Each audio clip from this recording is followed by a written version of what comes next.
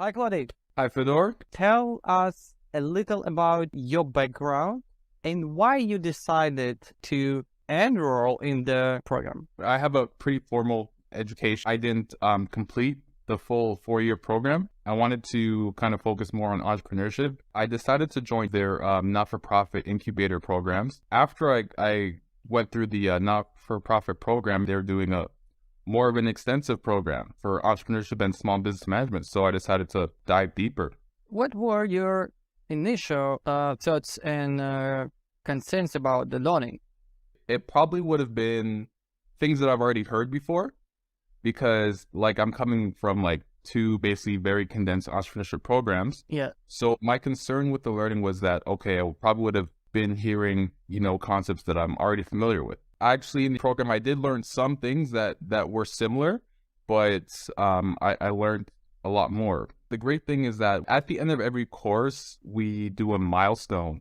And basically the milestone is there to kind of so that you can do work on your business throughout the program. Through the milestone assignments, like I've been able to get a lot of work done, specifically for like business planning and also for the future milestones, things I would like to reach in my business like years down the road. And that was great. And also to kind of get, constructive feedback from the professors. I'm basically just getting my business plan being built. Faculty, the instructors of the program, they offer more opportunities for you to get into contact with them kind of like outside of the lectures. It's been useful. But another resource that I would like to mention as well is something more further along the line of your journey for being an entrepreneur is being access to kind of funding.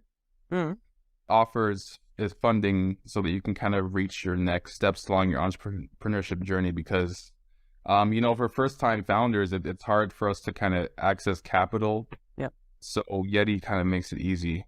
Definitely feel like my confidence is growing, my ability to be an entrepreneur and kind of know how to go through the stages of building a business successfully. Can we talk about any myths or stereotypes about the Canada that you think are not true? Well, we can talk about true stereotypes, I like to say. We're friendly people. We always say sorry if we do something to someone else and it's like nothing. For example, it's like I accidentally drop something on the floor and I'll say sorry. Definitely not true. We don't drink maple syrup, although we do love maple syrup. Like maple syrup is my go-to sweetener. We're very inclusive in Canada. I haven't really experienced any racism personally. We have a whole bunch of different cultures, and it's nice for you to also explore different cultures through friendships with one another. So what is your experience with the Canadian healthcare system? It's been a pretty good experience with the Canadian healthcare system so far. The health challenges that I have asthma and also eczema. So I've always been able to kind of get treatment for that.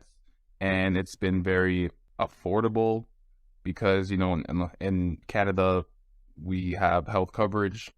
So yeah, I mean, overall good for the medical side, but I feel like there needs to be more of an emphasis on preventative medicine, how we can keep ourselves healthy.